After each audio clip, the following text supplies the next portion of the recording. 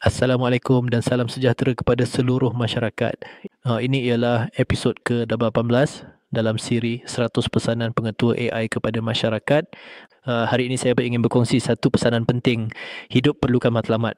Dalam kehidupan, ramai orang bekerja, berusaha, berlari setiap hari, tetapi tidak semua tahu ke mana mereka menuju. Tanpa matlamat, manusia cuma bergerak tanpa arah, seperti kapal yang berlayar tanpa kompas. Ada perjalanan tetapi tiada destinasi. Ada usaha tetapi tiada hala tuju. Matlamat ialah punca kita bangun setiap pagi dengan semangat. Matlamat menjadikan hidup lebih jelas, lebih teratur dan lebih bermakna. Bila ada matlamat, kita tahu apa yang perlu dicapai. Bila ada matlamat, kita tahu apa yang harus diubah. Bila ada matlamat, kita lebih fokus, lebih bermotivasi dan lebih bertanggungjawab terhadap masa depan.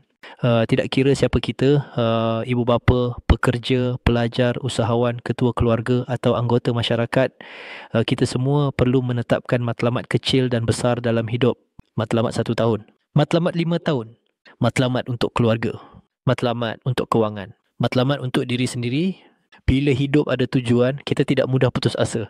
Kita tidak mudah terpengaruh. Kita tidak mudah hanyut dalam perkara yang tidak membawa manfaat. Ingatlah, orang yang berjaya bukan orang yang paling bijak, tetapi orang yang tahu ke mana hala tujunya dan melangkah perlahan-lahan setiap hari. Hendaknya berlakon kecil, konsisten dan sentiasa perbaiki arah hidup anda. Tetapkan matlamat, pantau kemajuan dan terus bergerak ke hadapan. Jika pesanan ini bermanfaat, subscribe channel Pengetua AI untuk mengikuti pesanan harian seterusnya dalam siri ini.